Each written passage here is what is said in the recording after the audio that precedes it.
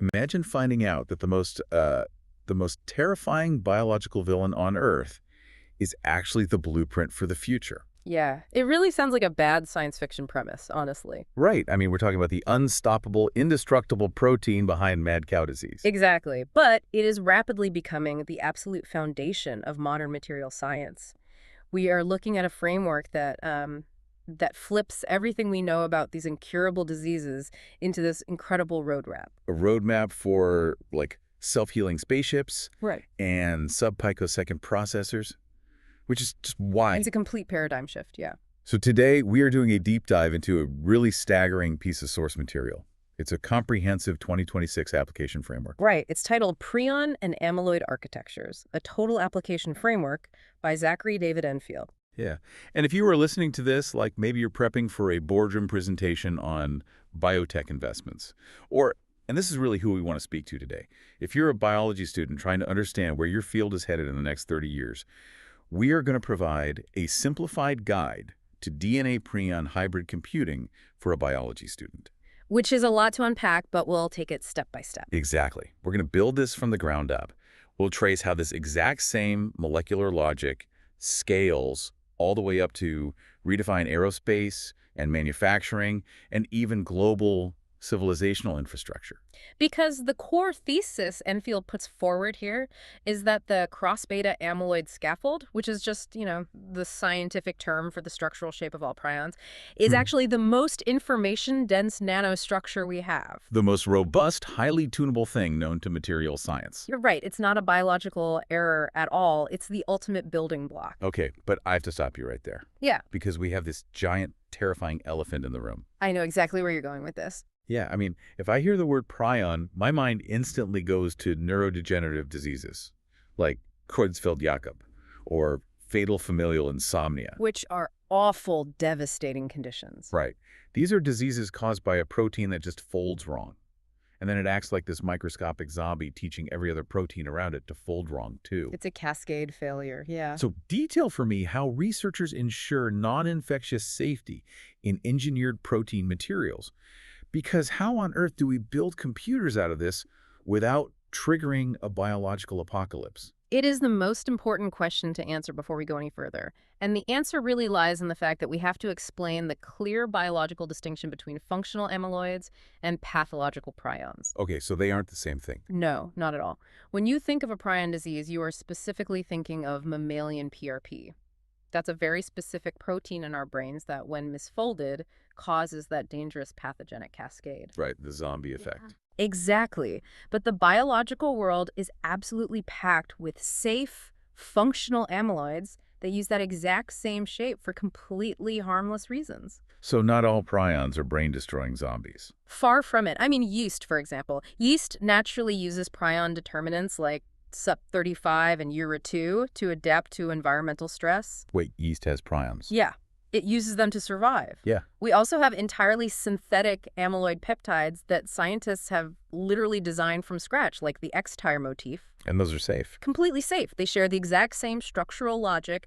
They self-assemble, they stack, they form these incredibly tough fibers, but they have absolutely zero infectivity to human biology. Okay, I think I'm following it. So it's like we are borrowing the delivery system of a retrovirus to do gene therapy. That's a perfect analogy, actually. Right, like we completely strip out the deadly viral payload, Mhm. but we keep the mechanism because it's just so unbelievably efficient at getting into a cell.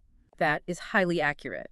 The engineering philosophy here is all about isolating the architectural principle. It's called the templating cascade.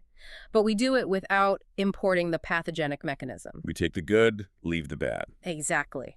In fact, Enfield's framework notes that the specific yeast protein used in almost all these nanowire applications we're going to discuss was explicitly confirmed to be non-infectious to humans decades ago. All right, so the structure is safe. We've isolated the architecture.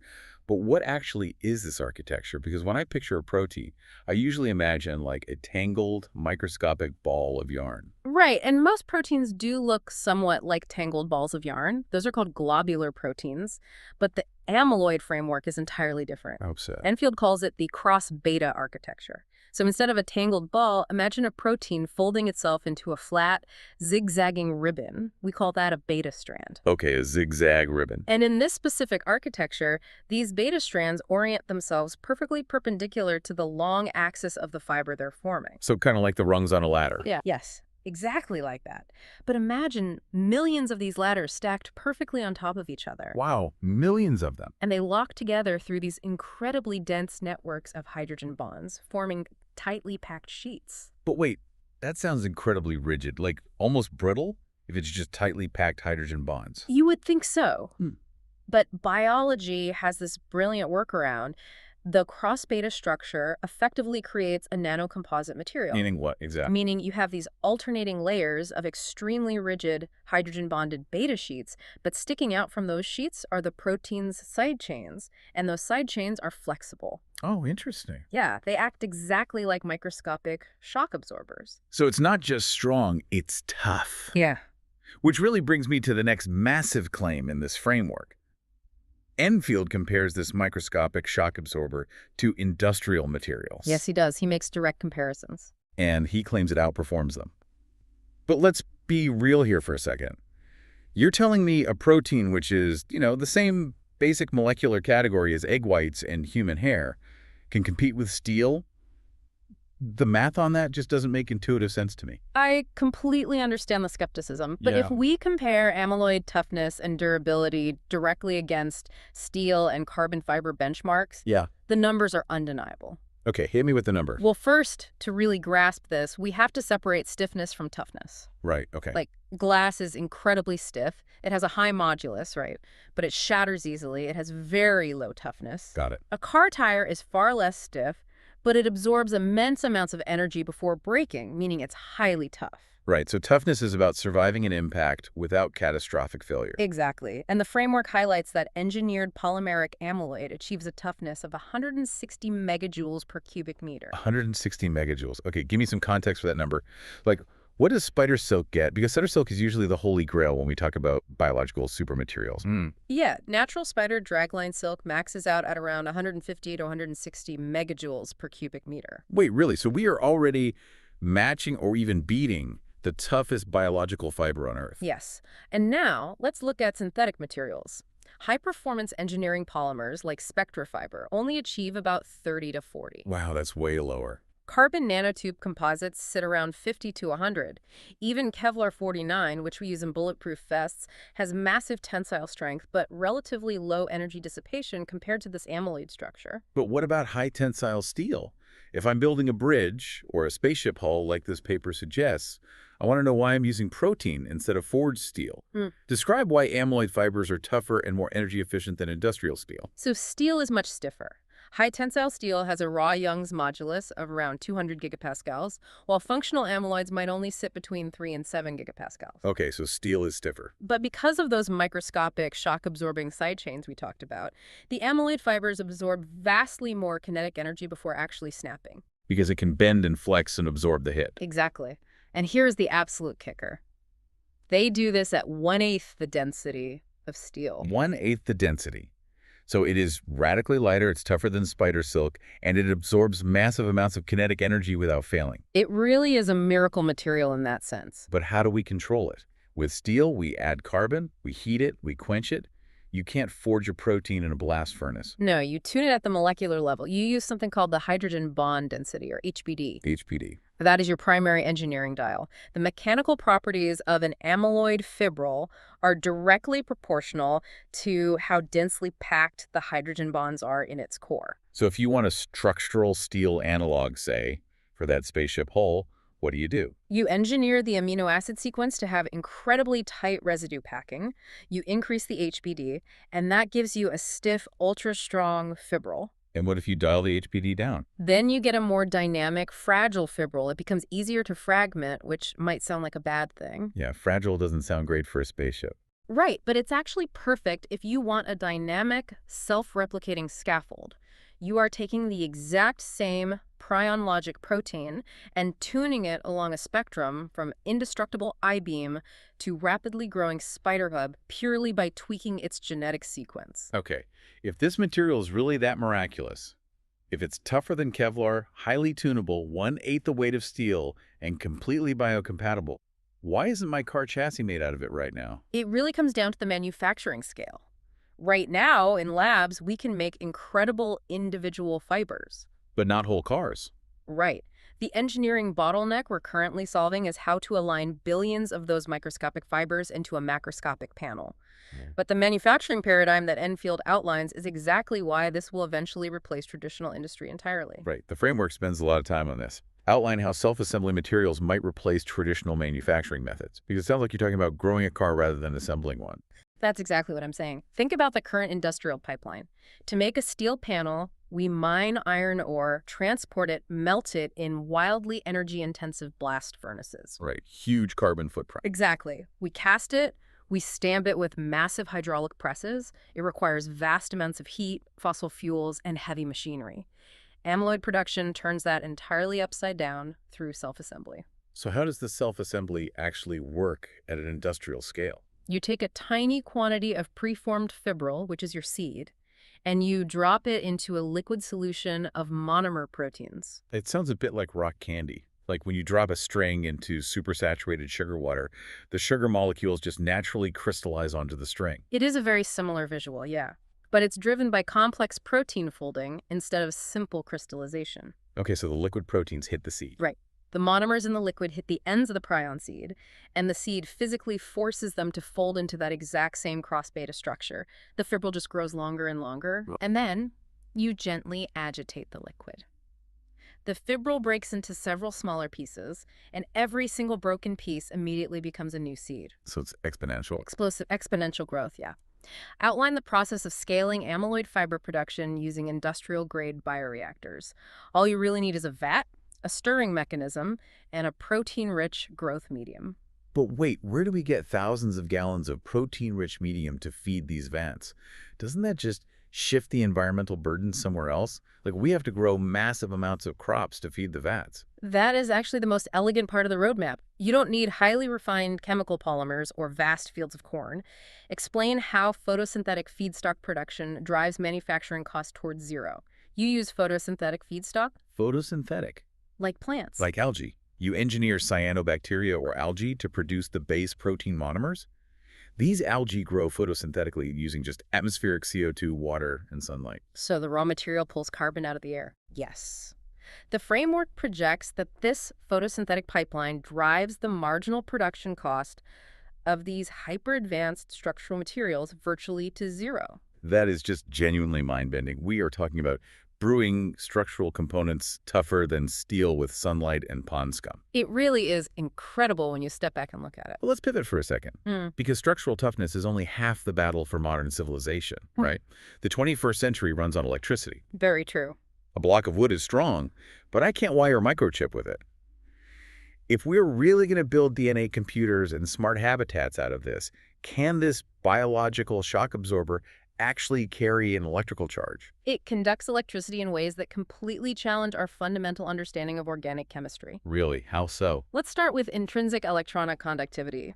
Breakthrough studies have proven that individual amyloid crystals can conduct electrons over micrometer distances without any metal coating whatsoever. Wait, a raw protein conducting electricity? Yes. They do this through a quantum mechanical process called tyrosine hopping. Okay, biology student hat on again. Break down tyrosine hopping for me. Explain how tyrosine hopping enables long-range electron transport within these molecular circuits. Because tyrosine is just an amino acid, right? How is it acting like a copper wire? Yes, tyrosine is an amino acid, but it has a very specific molecular shape. It contains an aromatic ring, which is basically a tiny hexagon of carbon atoms. A carbon hexagon, got it. And above and below this hexagon, there are these clouds of electrons called pi orbitals. Now, remember how tightly packed the cross-beta architecture is? Right, the millions of ladders stacked on top of each other, the dense hydrogen bonds. Because of that extreme density, the tyrosine rings from adjacent protein layers are forced so unbelievably close together that their electron clouds actually physically overlap. This is called pi-p stacking. So the electron clouds blur together into one continuous pathway. Essentially, yes. I read someone compare this once to sticky pancake syrup bleeding through a stack of pancakes. But that doesn't really explain the electricity part to me. Yeah, that analogy is a bit messy. Let's try a better visual. Imagine a massive stadium filled with people, right? And they are packed shoulder to shoulder doing the wave. Okay, I can picture that. Because the people, the tyrosine rings, are packed so tightly together, an electron can effectively crowd surf across their raised hands without ever falling to the ground. Oh, wow. An electron, or technically an electron hole, can just surf from one tyrosine ring to the next, traveling rapidly down the entire length of the biological fiber. That is exactly how tyrosine hopping enables that long-range transport. That is incredible. So the protein itself is fundamentally a wire. But surely if we want to integrate this with existing technology like my laptop, we need traditional metal conductors, right? Can we mix the two? Absolutely. The foundational work for this was done over 2 decades ago. Researchers took that safe, non-infectious yeast prion determinant we discussed, SUP35, The yeast one, yeah. and they allowed it to self-assemble into fibers about 10 nanometers wide. But before they did, they genetically tweaked the protein sequence to include specific binding sites for metal ions. Okay, so they programmed it to attract metal. Right. And after the fibers grew, they just introduced a gold solution into the vat. Let me guess. The gold just crowd surfed onto the fiber. Essentially, yes, the biological fiber acted as a self-organizing molecular template. The gold deposited perfectly along those genetic binding sites, entirely coating the fiber to create a highly conductive, continuous metallized nanowire. Wow. So we didn't need $1 billion silicon fabrication plant, or extreme UV lithography, or toxic chemical etching. None of it. The wire quite literally grew itself and then meticulously coated itself in solid gold. Okay, so it can conduct electricity passively. But Infield's framework details something even wilder. It says these materials can actively generate their own power. Yes, they are highly piezoelectric. Detail how piezoelectric amyloid fibrils generate electricity from sound or mechanical pressure. First of all, what exactly is piezoelectricity for anyone who might not know? Piezoelectricity is a phenomenon where certain solid materials actually generate an electrical charge when they are mechanically squeezed or deformed. Like if you push on it, it makes a spark. Exactly. If you've ever used a clicker lighter for a barbecue grill, that little spark is created by a tiny hammer hitting a piezoelectric crystal inside the handle. Oh, I always wondered how those worked without batteries. We've known for a long time that human bone and collagen have very weak piezoelectric properties, but researchers discovered that definilanine, also known as FF peptide nanotubes, which share the same amyloid structural logic, have a shear piezoelectric coefficient of 60 picometers per volt. I have absolutely no idea what 60 picometers per volt means. Is that a lot? It is massive. It rivals zinc oxide, which is one of the most widely used synthetic piezoelectric ceramics in global manufacturing today, And the protein achieves this naturally. entirely due to its structure. The dense, highly ordered hydrogen bonding and that pi p stacking we just talked about force the molecule into a highly asymmetrical crystal shape. Okay. When you bend that asymmetrical crystal, it forces the positive and negative electrical charges to separate, which naturally generates a voltage. So let me get this straight. We have a biological material that grows itself in algae water, is tougher than Kevlar, acts as a self-assembling gold wire, and literally sparks with electricity when you push on it. It sounds made up, but it's all rigorously peer-reviewed. I'm starting to see why Enfield wrote a whole manifesto about this. Seriously. So how are we applying that piezoelectric property today? What's the use case? The immediate applications are medical, and they are profound. Because these fibrils are assembled from naturally occurring amino acids, they are completely 100% biocompatible. Which synthetic sensors aren't. Exactly. Compare that to traditional piezoelectric sensors used in machines, which are often made from PZT lead zirconate titanate.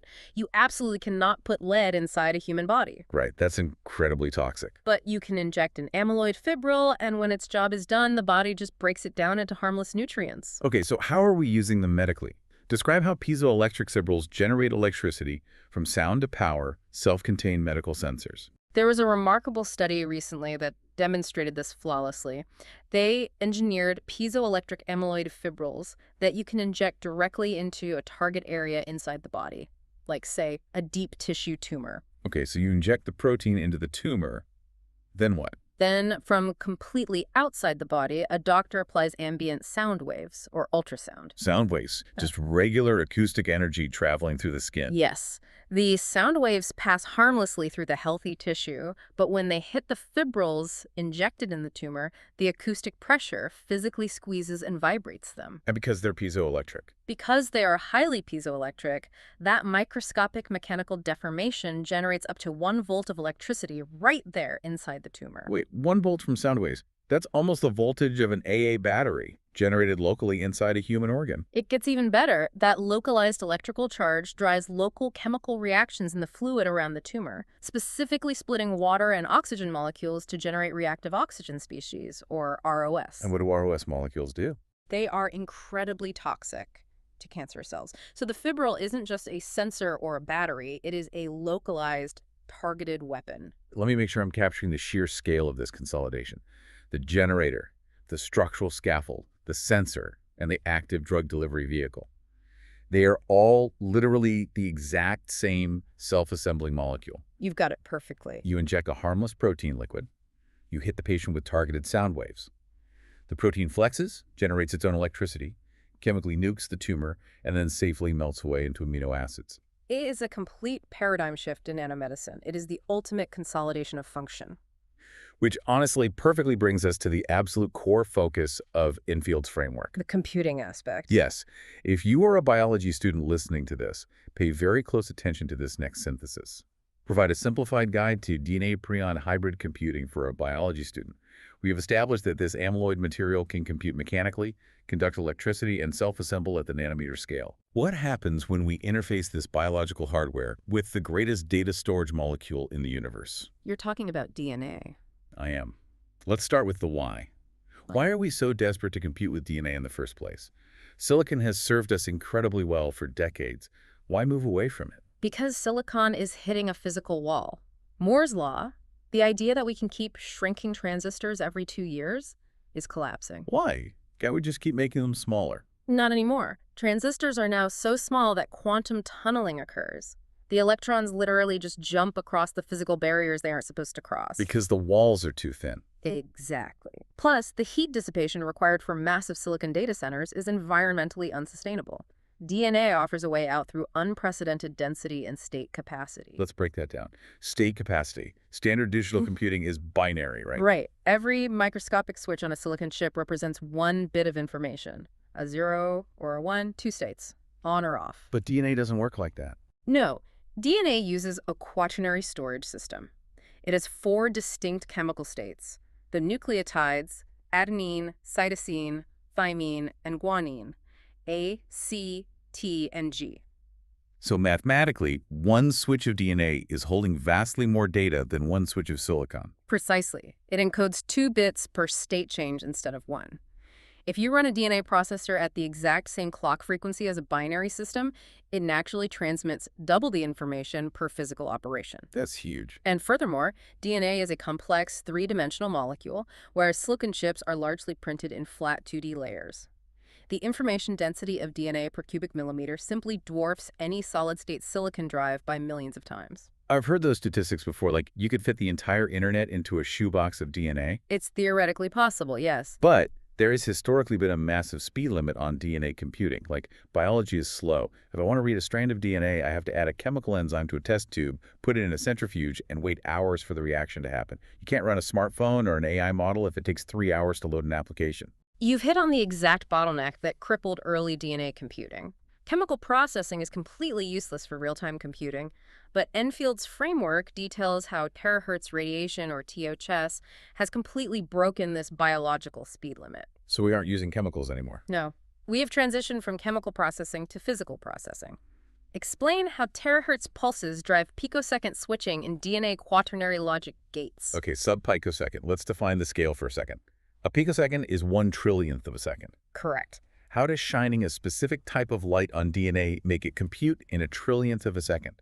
Describe how THz radiation drives sub-picosecond switching in hybrid quaternary logic gates. It relies on the physics of resonant molecular excitation. Every molecule in the universe has natural vibrational modes. Think of a wine glass. Okay, a wine glass. Like when a highly trained opera singer hits the exact resonant frequency of that glass with their voice. Exactly. The glass absorbs the acoustic energy until it violently shatters. The structural bonds just shake themselves apart. DNA has its own resonant frequencies.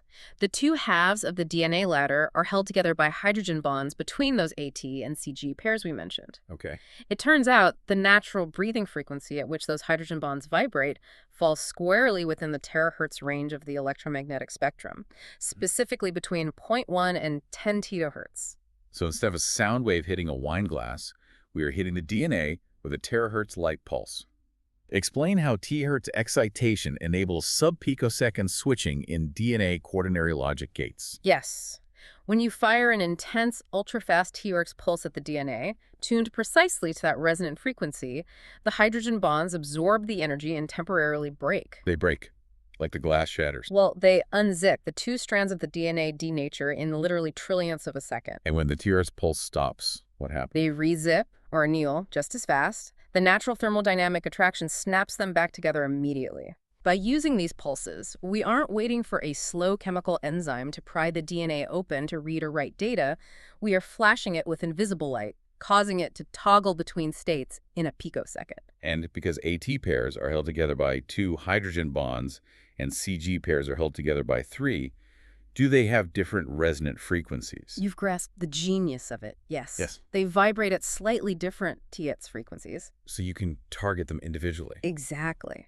This means you can tune your TXS laser to selectively unzip only the AT pairs or only the CG pairs across billions of molecules simultaneously. That is just, it's mind-blowing. It allows for multi-state parallel switching that is physically impossible in a binary silicon environment.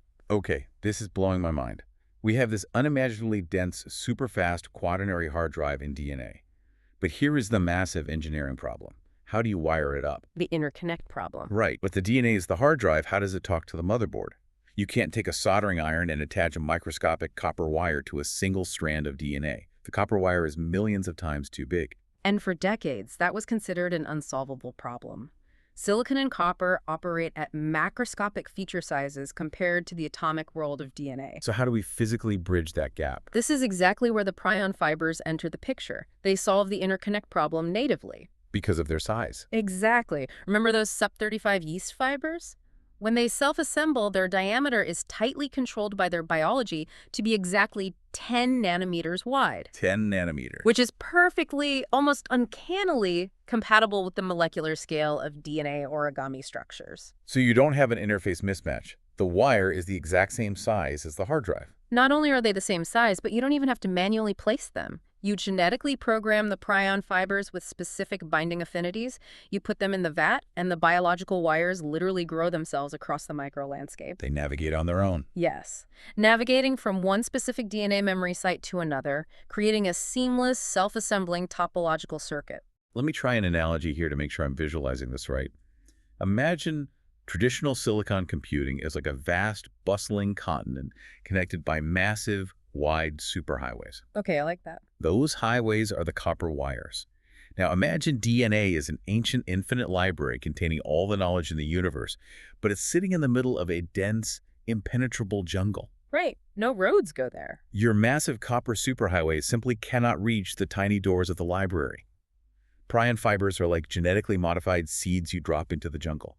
They rapidly sprout and autonomously grow these microscopic, highly conductive root systems that snake their way directly to the exact books we need. And the tutor Slay is a super speed librarian reading those books in a trillionth of a second. That is a brilliant way to conceptualize the interconnect. Thanks. It helps me wrap my head around it. But the framework pushes this even further because those prion roots, the footpaths in your analogy, aren't just dumb, passive wires carrying an electrical signal from point A to point B. They actively process information themselves. Wait, the wire processes information? How? Through something called conformational logic. Analyze how terahertz-driven conformational logic enables advanced neuromorphic processing architectures. Conformational logic, meaning the physical shape of the protein acts as a computer processor. Yes. Unlike a rigid silicon transistor, which can only flip between high voltage and low voltage, prion proteins are incredibly dynamic. They can fold into multiple stable conformational states. And each shape does something different. Each physical shape has distinct electrical conductivity and resistance properties. So the wire itself changes its electrical properties dynamically as a signal passes through. So when the terahertz irradiation hits this hybrid network, it doesn't just unzip the DNA, It also drives conformational changes in the prion fibers. Exactly. One protein in the wire changes shape. And because of that templating cascade we talked about earlier, where one prion forces its neighbor to copy it, the shape change propagates down the wire like falling dominoes. The signal amplifies itself as it travels. It cascades and modulates. It acts as a non-binary logic gate. This creates what researchers call a computational soup. A computational soup. The DNA provides the high-density quaternary memory base. The prion fibers provide both the wiring and the dynamic physical logic gates. And the TAT3's radiation acts as the master clock signal, driving the whole system. It sounds less like a calculator and more like a biological brain. Which is exactly why it is perfectly suited for neuromorphic processing. Neuromorphic literally means brain-like. Our human brains do not work in binary ones and zeros. Right. Our synapses fire with varying continuous intensities. Signals cascade, amplify, and split across billions of simultaneous pathways. The prion templating cascade naturally mirrors this analog processing. When you combine the multi-state nature of the prion fold with the sub-picosecond speed of TF's pulses, you get a processor that handles pattern recognition, AI training, and complex climate modeling with a fraction of the energy required by silicon. If you're a biology student listening to this, I really want you to pause and absorb the scale of what we are discussing. It's massive. We are talking about growing a supercomputer in a vat of water. The hardware itself is made of DNA and modified disease proteins, processing AI data faster than silicon by using pulses of light. It feels like absolute magic. It really does. But Enfield doesn't stop at microscopic computers, does he? He asks a wild question. If we can program matter at the nanometer scale to compute, can we scale up this exact same templating logic to build macroscopic things, like the things we interact with daily? He does, and the answer is yes. If you can precisely control how a protein folds and attaches to its neighbor at the nanoscale, you can theoretically build massive, tangible structures, voxel by voxel. Just to clarify, a voxel being the 3D equivalent of a pixel on a screen. Exactly. So let's apply this to food technology first. Analyze how optogenetic light control enables precise 3D protein food lattice printing.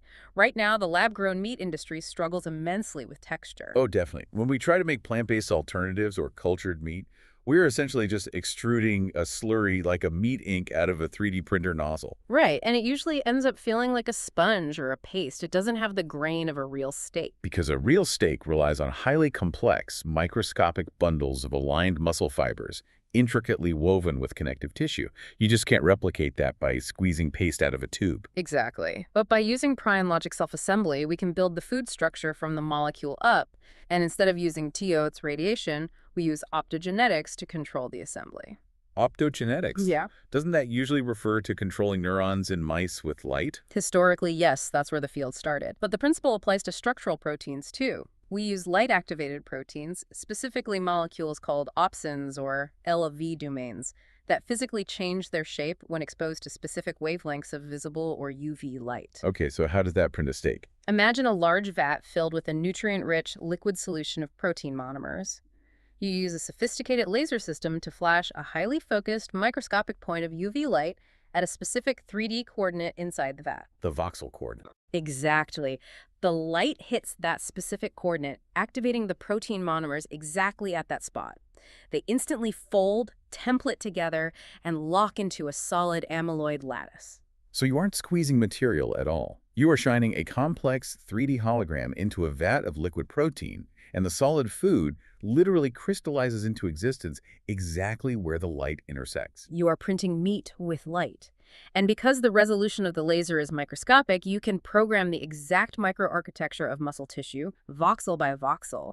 You can engineer the perfect structural chew or snap of a shrimp. And because the printer requires only a light source, and that liquid protein feedstock, which, as we discussed, can be continuously grown from photosynthetic algae, the total energy cost and carbon footprint is just a minuscule fraction of conventional agriculture. And crucially, it has zero geographic constraints. You don't need 1,000 acres of grazing land, which makes this technology absolutely essential for space exploration. Right. If humanity is going to Mars, we can't exactly pack a 3-year supply of frozen steaks. Yeah.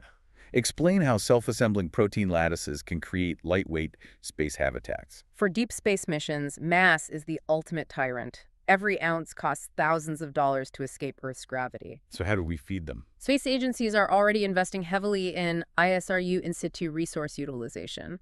With this framework, a spacecraft doesn't carry finished food. It carries a compact cartridge of engineered algae. The astronauts grow the algae on board using recycled water, CO2 from their own breath, and ambient starlight or solar power. And then print it.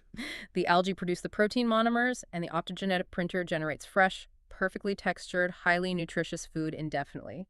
It is a completely closed-loop survival system. But the space applications don't stop at what the astronauts are eating. Enfield extends this logic to the physical ship itself. Describe how self-assembling protein lattices create lightweight and self-repairing space habitats. This is perhaps the most stunning engineering application in the entire document. Detail how amyloid fibers enable self-repairing hulls for long-duration space travel. Okay, I'm ready. Let's talk about the hull. If you build the structural pressure vessel of your spaceship out of these ultra-tough, tunable amyloid fibers embedded in a protein-rich matrix, the hull of the ship is no longer a dead piece of metal. It's biologically active. Yes. Think about what happens currently. If a micrometeorite traveling at 20,000 miles per hour hits a traditional titanium hull, you have a catastrophic puncture. Alarms go off.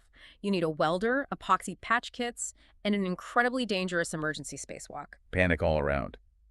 But what happens to the amyloid hull? Detail how amyloid fibers enable self-repairing habitats for long-duration space travel. When the micrometeorite impacts, the violent kinetic fracture snaps the incredibly tough amyloid fibers inside the composite hull.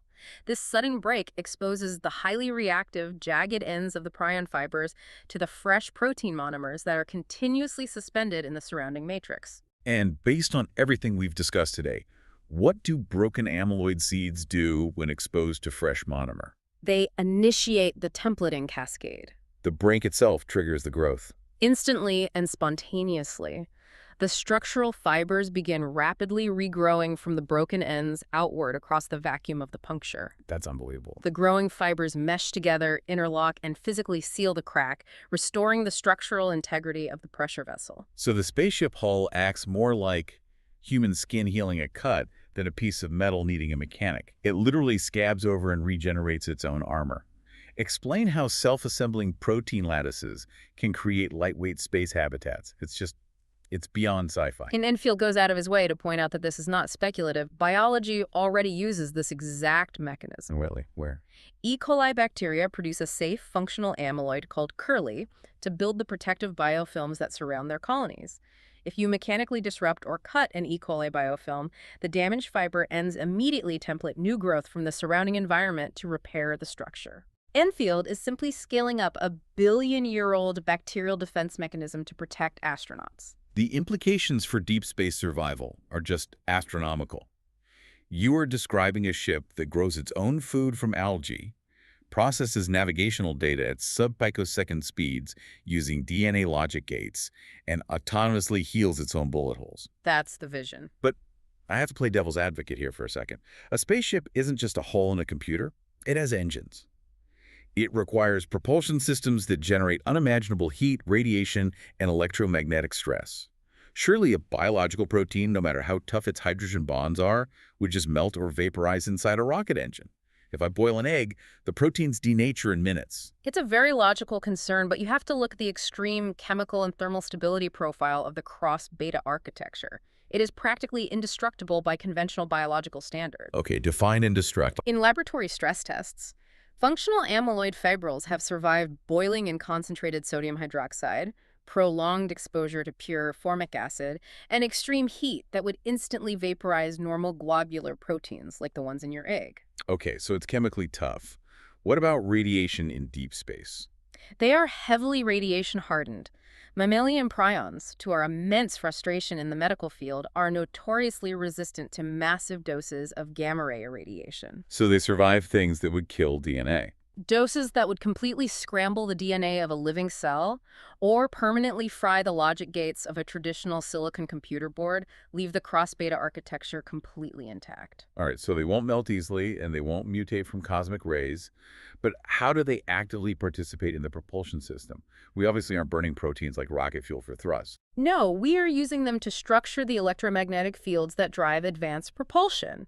Analyze how metallized amyloid lattices maintain structural integrity in extreme propulsion environments.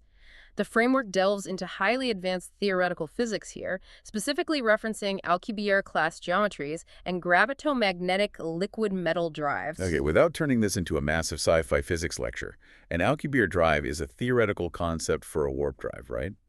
Bending space-time around the ship so it can travel faster than light. Exactly. And gravitomagnetic drives use superaccelerated liquid metals to manipulate local gravity. Both of these hypothetical systems rely on generating massively powerful, unimaginably precise, and highly complex nested electromagnetic fields. And to generate massive magnetic fields, you need massive conductive coils. Yes. But if you try to run the required astronomical amount of electrical current through conventional copper or superconducting alloys, the thermal load and the immense physical forces generated by the magnetic field will literally rip the metal apart or vaporize it. But the amyloid can handle it. A metallized amyloid lattice has the thermal stability to survive the heat, the extreme mechanical toughness to maintain its shape under immense magnetic torque, and that self-repair capability to instantly fix microfractures caused by the thermal cycling of the engine. It's basically an indestructible coil. But there's one detail in the framework regarding these coils that absolutely blew my mind.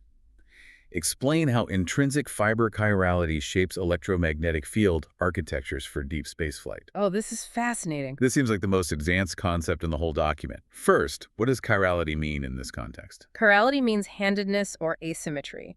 Your left and right hands are chiral. They are mirror images of each other, but no matter how you turn them, you cannot perfectly superimpose your left hand over your right hand. Okay, got it. How does that relate to electromagnets? In electromagnetics, the physical 3D shape of a conductor heavily dictates the shape of the magnetic field it generates. If you take a copper wire and physically wind it into a right-handed spiral coil and then run an alternating current through it, you generate a right circularly polarized magnetic field. You are physically forcing the electricity to travel in a spiral path, so the resulting magnetic field spirals in the same direction. Precisely. In traditional aerospace engineering, if we want complex magnetic fields, we have to physically bend, wind, and weld heavy metallic wires into massive, complex coils. We build giant, heavy electromagnets. Right. But prion amyloid fibers are intrinsically helical at the atomic scale. The molecular beta helical structure of PRP, for example, is naturally a left-handed helix. Wait, so the molecule itself is already a perfectly shaped microscopic spiral staircase? Yes. If you take that self-assembling gold-plated nanowire we talked about earlier and you run a current through it, you don't have to bend the wire into a coil. Because the protein is physically a left-handed helix, the electricity is already traveling in a spiral. It automatically produces a left circularly polarized magnetic field at the nanoscale. The material itself is the field architecture. Exactly. You don't need external heavy shaping coils. You just weave the structural hull of the ship out of specific chiral proteins, metallize them, and the complex electromagnetic geometry naturally arises from the atomic shape of the hull itself. Explain how intrinsic fiber chirality shapes electromagnetic field architectures for deep spaceflight. It's built right in. This raises such a profound question about how we approach engineering as a species. It really does. Because for centuries, we have approached physics with brute force. We mine dead, rigid metals out of the ground, and we use blowtorches and massive hydraulic presses to violently force them into the shapes we want to hold complex magnetic fields. We wrestle nature into shape. Right, but biology solved complex 3D geometry billions of years ago. It builds perfect helices and nested spirals natively, molecule by molecule. We're finally just learning to plug a battery into the structures nature already perfected. It is the ultimate synthesis of form and function. In this paradigm, the spacecraft is no longer a collection of isolated systems. The hull provides the physical armor, the biological wiring, the terahertz DNA logic gates, the food generation systems, and the intricate electromagnetic field coils, all seamlessly woven into one continuous, self-assembling, self-repairing biological matrix. It paints an incredible picture, but it also sounds incredibly far away, like something out of the 24th century. But Zachary David Enfield didn't write this as a speculative sci-fi novel. He wrote it as an actionable application framework for engineers today. Right, it's a practical roadmap. So when does this actually start hitting the real world? Let's summarize the projected milestones for amyloid integration into global infrastructure through 2060. Enfield's roadmap lays out a very specific, aggressive timeline based on where the peer-reviewed literature and current lab capabilities stand today. Let's start with the immediate short term. What happens in the 2025 to 2030 window? In this first window, the primary focus is the scale transition. We will see the first industrial-scale amyloid fiber production moving out of small university labs and into those large-scale photosynthetic algae bioreactors. So getting the vats up and running. Exactly. Economically, this is when the material becomes cheap enough to test widely. We will see the first commercial piezoelectric amyloid biosensors hitting the medical market, specifically those wireless ultrasound-activated cancer treatments we discussed. And what about computing? In computing, we will see laboratory-scale demonstrations of stable, TH-driven DNA read and write speeds, proving the physics work outside of theoretical models. So the foundation is literally being poured or brewed right now. You know about that? Next decade, 2030 to 2040. Summarize the projected milestones for amyloid integration into global infrastructure through 2060. This is the prototyping and integration phase. You will see amyloid composite structural panels entering rigorous aerospace qualification testing for satellites and orbital habitats. So testing the space armor. Right. And in the tech sector, you will see chip-scale prion DNA hybrid logic circuits demonstrating absolute superiority over silicon in specific, highly complex neuromorphic tasks, like advanced climate modeling or AI neural network training. Will the average person see it by 2040, like in their daily lives? Yes, mostly through the food system. You will see commercial pilot programs for optogenetic protein lattice food printers in high-end culinary markets and military deployments. Furthermore, those chiral metallized amyloid EM coils will begin testing in advanced propulsion physics labs. Present a roadmap for integrating amyloid materials into global civilizational infrastructure. Then we hit the major deployment phase, 2040 to 2060. In this two-decade window, amyloid-based computing will move from specialized AI tasks to broad integration. You'll see biological coprocessors integrated alongside traditional silicon in massive high-density server farms, drastically reducing global energy consumption. And we will see those self-repairing structural hulls finally deployed on crewed deep space vehicles heading for Mars. We will have closed-loop protein lattice food systems fully operational on lunar installations. This is the era where the technology permanently leaves Earth. And beyond 2060, the framework labels this era full civilizational integration. Yes, a planetary-scale, self-replicating, self-repairing material platform. The convergence of computing, energy grids, agricultural systems, and aerospace transit, all fundamentally unified by the cross-beta architecture. Summarize the projected roadmap for integrating amyloid materials into global civilizational infrastructure through 2060. You know, reflecting on a timeline that claims we will replace silicon and steel in 35 years, it is incredibly easy to be skeptical. Of course. But think about the exponential curve of biotechnology over our own lifetimes. We went from taking over a decade and $3 billion to sequence a single human genome to having desktop CRISPR kits that can edit base pairs in an afternoon. The acceleration is staggering. The Silicon Revolution took 50 years to put a supercomputer in our pockets, but that relied on digging rare earth metals out of the ground and building multi-billion-dollar clean rooms. This materials revolution leverages exponential biological growth. Bacteria divide and conquer. This could scale and hit us radically faster than silicon ever did. If you step back and look at the trajectory of human history, the transition from extracting dead materials, mining stone, smelting iron, refining silicon, to growing active, intelligent architectures is arguably the most profound technological shift since the Industrial Revolution. We are moving from a paradigm of building our world to a paradigm of seeding it. Let's pull all of these massive threads together to close this out. We started this deep dive looking at a microscopic biological villain, a misfolded disease protein responsible for devastating, unstoppable neurological decline. Right. We took that mechanism, stripped out the pathogen, and isolated its architectural superpower, the indestructible self-templating cross-beta scaffold. We detailed the vital distinction between non-infectious functional amyloids, like SUP35, and dangerous pathological prions, ensuring that this entire technological revolution is built on a safe foundation. We explored how dialing in the hydrogen bond density allows this biological material to fundamentally surpass industrial steel and Kevlar in toughness, absorbing immense kinetic energy at a fraction of the weight. And we wired it up, using the quantum mechanics of tyrosine hopping and the physical squeezing of piezoelectricity to conduct charge and harvest energy directly from sound waves to kill tumors.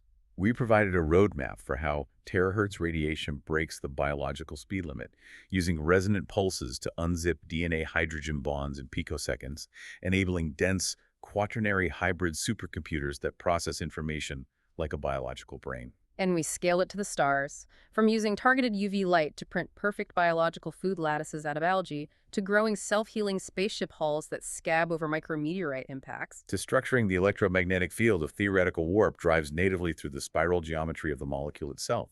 Enfield's document is a total application framework. It is the connective tissue of a completely new type of technological civilization. Which leaves us with one final, deeply provocative thought for you to chew on as a listener. I love this part. If by 2060, our supercomputers, our skyscrapers, our food systems, and our spaceships are quite literally grown in vats, if our global infrastructure is biologically alive, capable of healing its own wounds, reacting to light, and replicating its own molecular code, at what point does our technology cease to be an artificial tool? That's the real question. At what point does it simply become a new, highly engineered, synthetic extension of Earth's own biosphere? It completely dissolves the boundary between the artificial and the natural. We won't just be living with our technology, we will be living inside a secondary engineered ecology. Suddenly, that clean, binary way of looking at the world, broken or not broken, organic or machine, doesn't work anymore. The future of human engineering is murky, it is fiercely alive, and it is endlessly fascinating. Thank you so much for coming along on this deep dive with us today. Keep questioning the boundaries of biology, keep looking for the hidden potential and the things that scare us, and we will catch you next time.